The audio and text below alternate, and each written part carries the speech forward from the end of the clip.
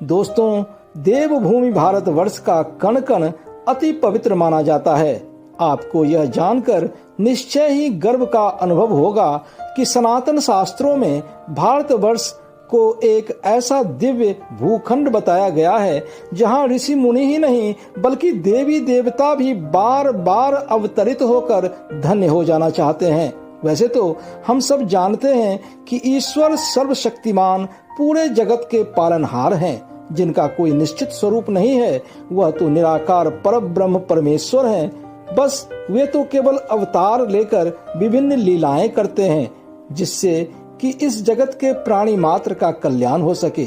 देवी भागवत पुराण में माँ आदि शक्ति को ही सृष्टि का मूल आधार माना गया है, जो समय समय पर दुर्गा, काली, सरस्वती, लक्ष्मी इत्यादि का स्वरूप धारण कर हमारा कल्याण करती हैं। पुराणों के अनुसार माता सती अथवा माँ पार्वती को भगवान शिव की अर्धांगिनी कहा गया है और माता पार्वती ने सृष्टि में अज्ञानता का अंधकार मिटाने के लिए 10 महाविद्याओं का अलग अलग रूप धारण किया था, जो माँ दुर्गा अथवा माँ पार्वती के विकराल चंडी स्वरूप का प्रतिनिधित्व करता है। दूसरे शब्दों में ये सारे शत्रु संहारिणी माँ काली के ही रूप हैं। माता छिन्नमस्ता अथवा छिन्नमस्तिका इन 10 महाविद्याओं में से छठे स्थान पर हैं। इनके अलावा अन्य महाविद्या देवी हैं माँ तारा, माँ त्रिपुर सुंदरी, माँ भुवनेश्वरी, माँ काली, माँ त्रिपुर भैरवी, माँ धूमावती, माँ बगुलामुखी, माँ मातंगी और माँ कमला। आज मैं अपने इस वीडियो में उत्तर भारत के मिथिलांचल के उच्चैठ गांव में स्थित छिन्नमस्तिका माँ दुर्गा की चमत्कारिक महिमा के बारे में बताऊंगा, जिन्होंने महामूर्ख कालिदास को वरदान देकर महाविद्वान बना दिया था।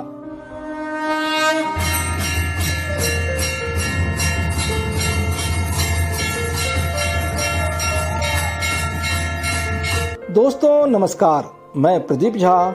मेरे इस दिव्य नॉलेज चैनल में आपका स्वागत है।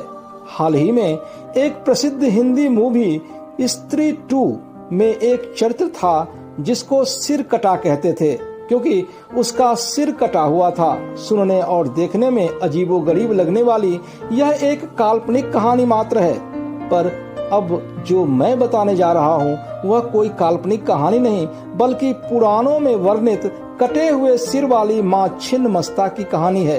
आगे का वर्णन करने से पहले आपसे रिक्वेस्ट है कि आप इस वीडियो को लाइक व शेयर करें तथा चैनल को सब्सक्राइब कर बेल आइकन जरूर दबाएं। दोस्तों, छिन्न का अर्थ होता है कटा हुआ और मस्ता का अर्थ है सिर। इस प्रकार छिन्नमस्ता का शाब्दिक अर्थ है वह देवी जिसका सिर कटा हुआ है। जहाँ तक देवी छिन्नमस्ता के स्वरूप की बात है तो उन्होंने अपने बाएं हाथ में स्वयं का ही कटा हुआ सिर लिया हुआ है, जिनकी कटी हुई गर्दन से रक्त यानी कि खून की 3 धाराएं निकल रही है, जिनमें एक धारा स्वयं माता के मुख में जा रही है तो अन्य 2 धाराएं उनकी 2 परिचारिकाओं अथवा योगिनियों के मुख में जा रही है। देवी अपने दाएं हाथ में खड्ग धारण की हुई है। देवी का यह स्वरूप अति प्रचंड, उग्र तथा डरावनी है, इसलिए देवी छिन्नमस्ता को प्रचंड चंडिका के नाम से भी जाना जाता है। सनातन हिंदू धर्म में सभी देवताओं के अवतार की अलग अलग पौराणिक कथाएं प्रचलित है। माता छिन्नमस्ता माँ काली का एक बहुत ही विकराल स्वरूप है। इस देवी की उत्पत्ति कैसे हुई और इनका स्वरूप ऐसा क्यों है, इससे जुड़ी एक बहुत ही दिलचस्प कथा है। मार्कंडेय पुराण और शिव पुराण के अनुसार एक समय राक्षसों और दैत्यों ने हाहाकार मचा रखा था। मानव क्या देवता भी उनके अत्याचारों से आतंकित थे। फिर सबने मिलकर आदिशक्ति माँ दुर्गा अथवा माँ पार्वती से उनकी सहायता करने की प्रार्थना की। कहते हैं कि तब जगत कल्याण के लिए माँ पार्वती ने महाकाली का रूप धारण किया और अपने खड्ग से राक्षसों का संहार करने लगी। पापियों का विनाश करते करते माता को किसी भी चीज का ध्यान नहीं रहा। माता का यह प्रचंड रूप देख तीनों लोकों में हाहाकार मच गया। फिर सभी देवता भगवान शिव के पास जाकर माता के इस भयभीत कर देने वाली प्रचंड स्वरूप को रोकने की विनती करने लगे। देवताओं की प्रार्थना सुनकर भगवान शिव ने माता से शांत हो जाने का आग्रह किया तो माता ने शिव से कहा, हे भोलेनाथ, मुझे भूख लगी है, सो इस रणभूमि में मैं अपना और अपने योगिनियों का भूख कैसे मिटाऊं? इस पर शिवजी ने कहा कि आप तो साक्षात शक्त स्वरूपा हैं, पूरा ब्रह्मांड ही आपके अधीन है। कहते हैं कि यह सुनते ही माता ने तुरंत खड्ग से अपना सिर काटकर बाएं हाथ में ले लिया, जिसके बाद गर्दन से रक्त अथवा खून की 3 धाराएं निकलने लगी, जिसमें से एक धारा स्वयं माता के मुख में गया, जबकि 2 धाराएं बाएं और दाएं भाग में स्थित 2 योगिनियों डाकनी साकनी के मुख में चली गई, जिससे मां तृप्त हुई।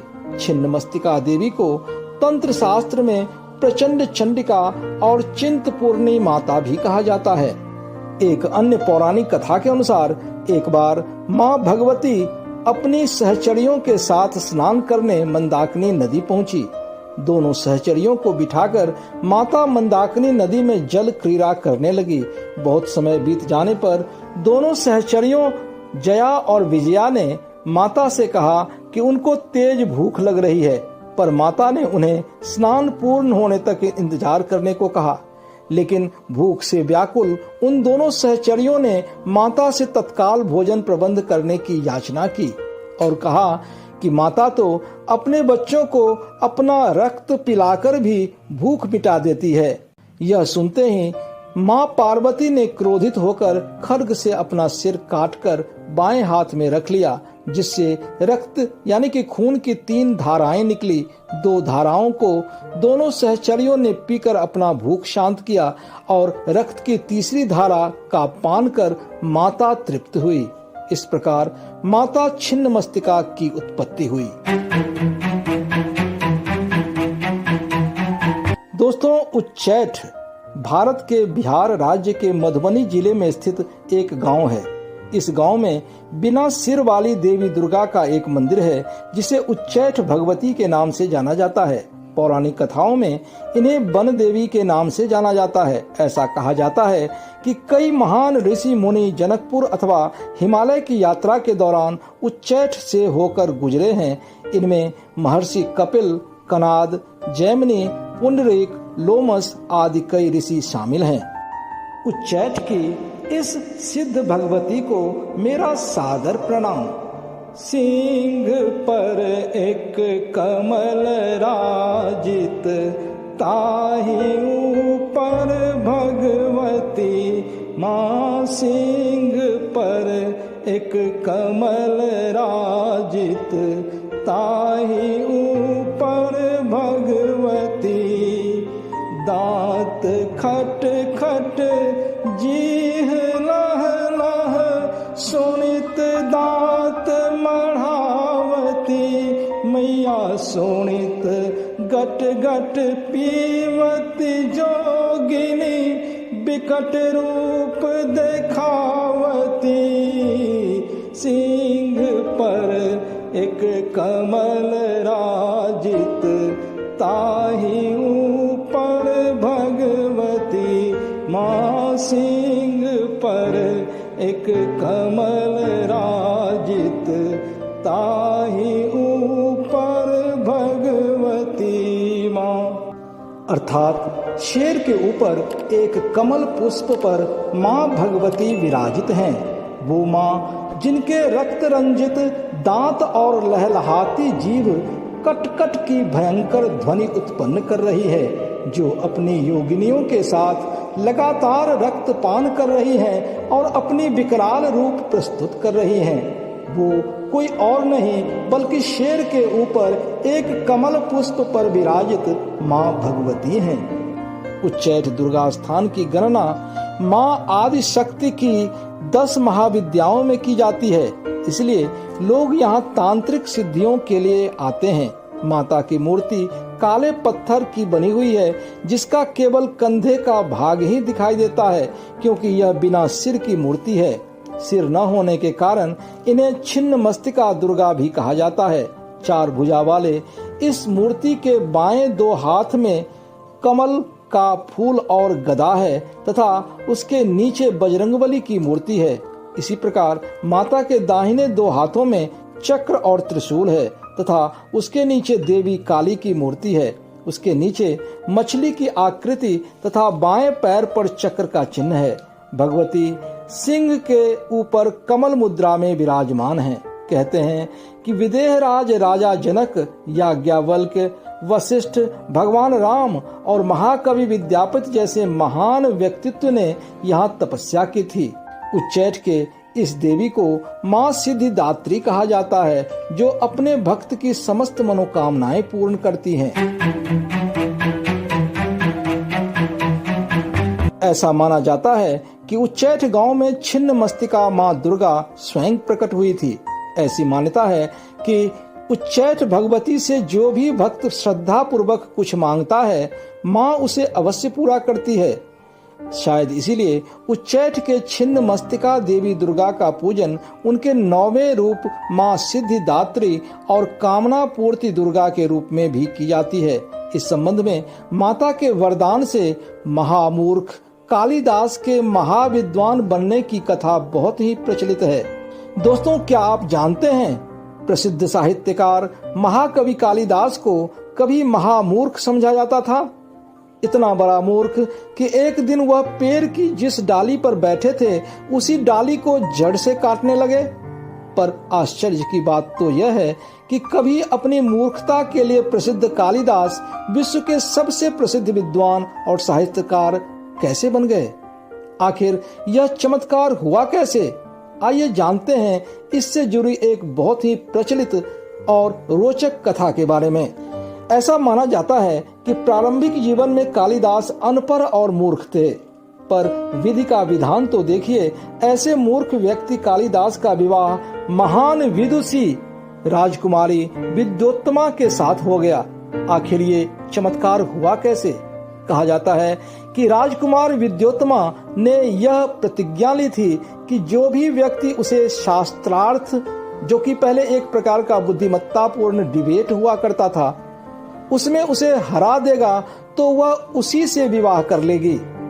यहाँ मैं आपकी जानकारी के लिए बता दूं कि विद्योत्तमा बहुत बड़ी विदुषी यानी पढ़ी लिखी थी, जिसके कारण उसने शास्त्रार्थ में बड़े से बड़े विद्वानों को भी हरा दिया था। कहते हैं कि जब बड़े बड़े विद्वान विद्योत्तमा को शास्त्रार्थ में हरा न सके तो ईर्ष्यावश वे उसका मजाक उड़ाने के लिए महामूर्ख कालिदास को विद्वान बताकर शास्त्रार्थ के लिए विद्योत्तमा के सामने बिठा दिया। शास्त्रार्थ शुरू हुआ तो विद्योत्तमा के गूढ़ प्रश्न मूर्ख कालिदास के समझ में नहीं आ रहे थे। इसीलिए कालिदास ने हर प्रश्न का उत्तर मौन रहकर इशारों में देना शुरू कर दिया।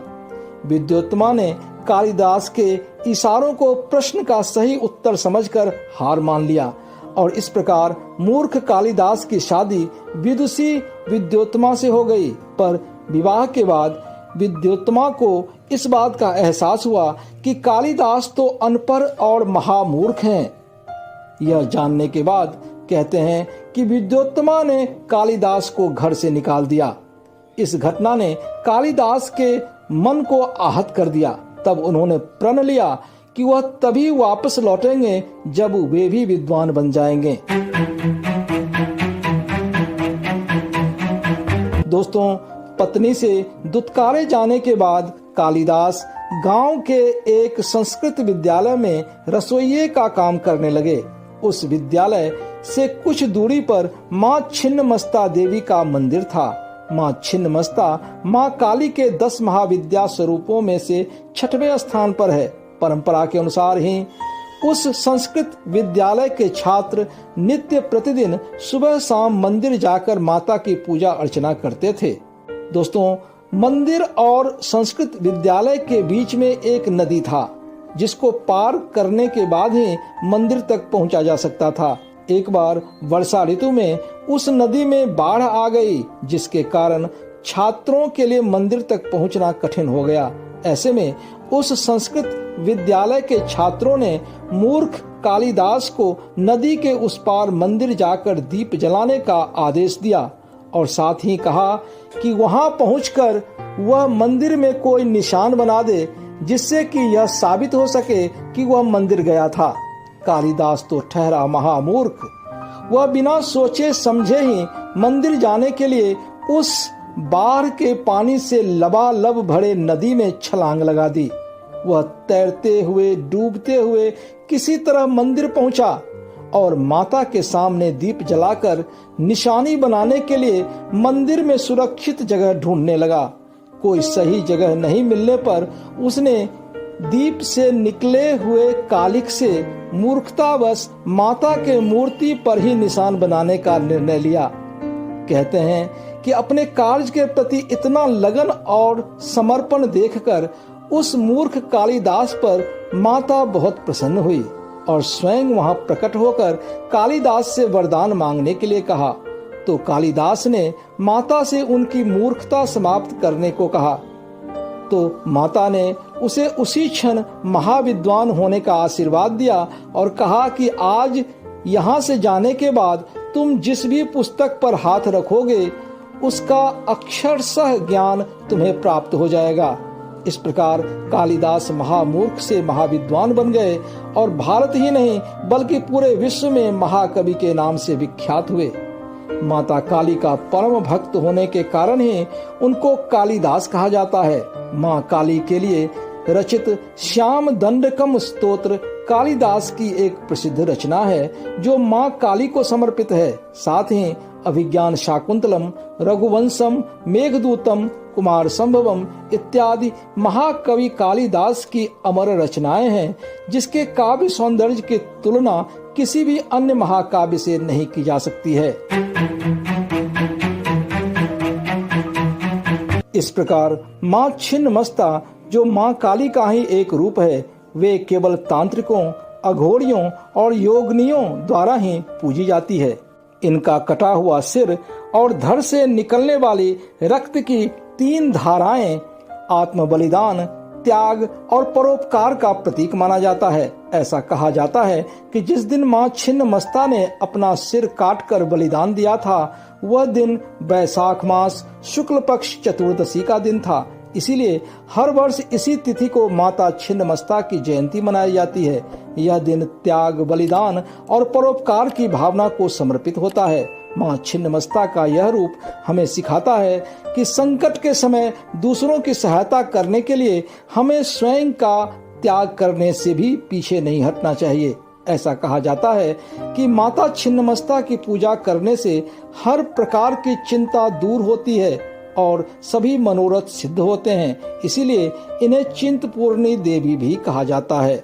उच्चैठ गांव के सिद्धपीठ की माँ छिन्नमस्तिका दुर्गा आप सबका कल्याण करें।